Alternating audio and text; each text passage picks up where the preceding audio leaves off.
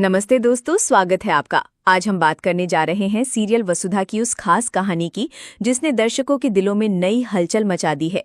जन्माष्टमी का मौका है, लेकिन इसी बीच कहानी में ऐसा मोड़ आता है जो रिश्तों की परख कर देगा।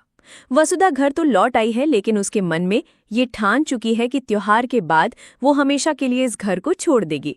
ये सुनकर उसके बाबा हैरान रह जाते हैं और पूछते हैं, लाडो, क्या तुम सच में हमें छोड़ जाओगी? तभी बुआ आती हैं और सबको बताती हैं कि छोटी मालकिन ने सबको इकट्ठा होने को कहा है।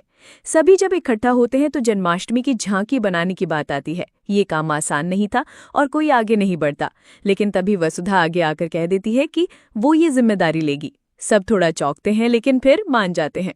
रात का वक्त आता है, पूरा घर सो जाता है, लेकिन वसुधा जागकर मेहनत करती रहती है। बुआ उसका साथ देती हैं और कुछ देर बाद दिव्या भी मदद के लिए आ जाती है। तीनों मिलकर रात भर झांकी सजाने में जुटे रहते हैं। सुबह जब सब लोग तैयार झांकी देखते हैं तो दंग रह जाते हैं, मानो पूरी मेहनत रंग ले आई हो। लेकिन तभी सारिका अपनी चाल चलती है। वो दावा करती है कि झांकी उसने बनाई है। कुछ देर तक सब विश्वास भी कर लेते हैं, मगर दिव्या तस्वीर दिखाकर सच्चाई सामने रख देती है। सभी को पता चल जाता है कि असली मेहनत वसुधा ने की है। ये सुनकर चंद्रिका सारिका को डांटती है और कहती है, सबके सामने वसुधा से माफी मांगो। लेकिन मन ही मन सारिका ठान लेती है कि वो वसुधा की जिंदगी मुश्किल बनाकर रहेगी। इसी बीच राधा कृष्ण की झांकी के लिए ड्रेस की तैयारी होती है। अविनाश अपनी ड्रेस देव को दे देता है और सारिका दिव्या की ड्रेस ले लेती है। फिर हुक टूटने का बहाना बनाकर वही ड्रेस वसुधा तक पहुंचा देती है।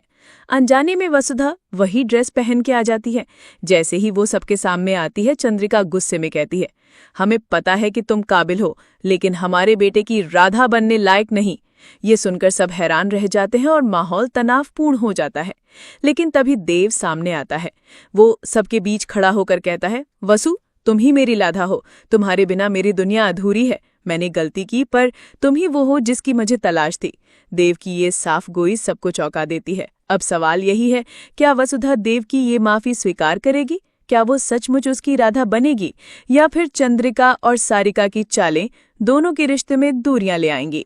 दोस्तों, आने वाले एपिसोड्स में ये कहानी और भी दिलचस्प होने वाली है, जहां एक तरफ जन्माष्टमी की खुशियों का रंग होगा, वहीं दूसरी ओर प्यार और नफरत की जंग भी देखने को मिलेगी।